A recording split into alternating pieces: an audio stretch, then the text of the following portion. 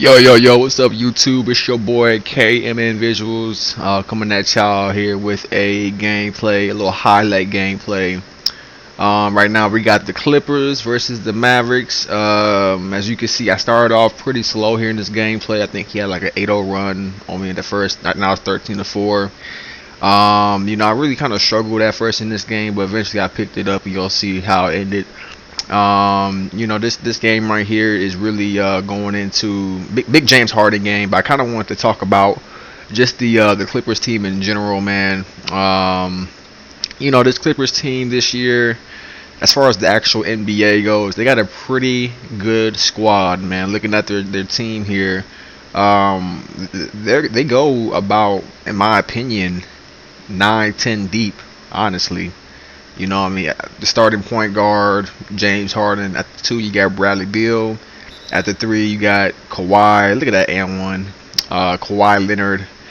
At the 4, you got John Collins. And at the 5, you got Zubac. That starting 5, man, you don't get much better than that.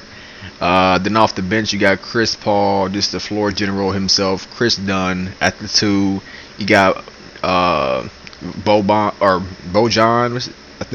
I think his name is, the shooter.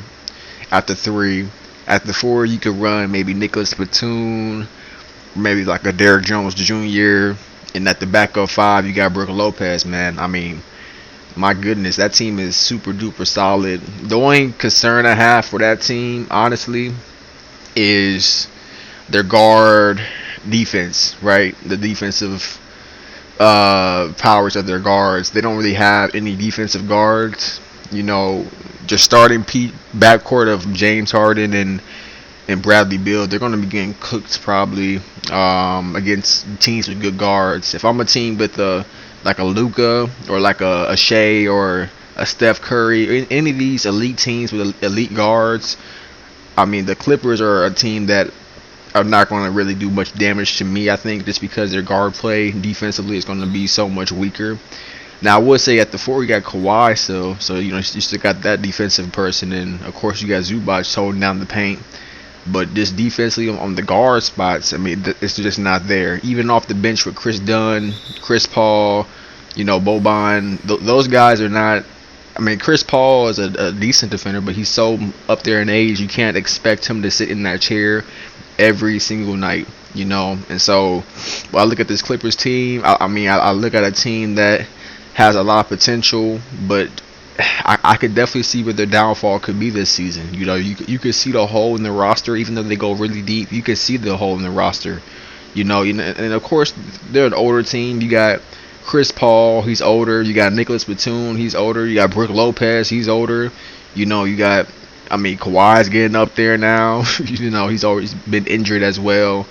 You kind of got a cast of guys who are kind of up there in age right now, but in all honesty, man, I think the ceiling for this team, I could see this team making the Western Conference Finals. I don't see this team getting past that. I think there's still better teams in the West. I think better teams, to me personally, are the Thunder, of course. I do like them better. I like the Lakers actually better than them. I still like the Timberwolves better than them as well. And I might even throw the Warriors in there, depending on what they can do with their offseason with Al Horford.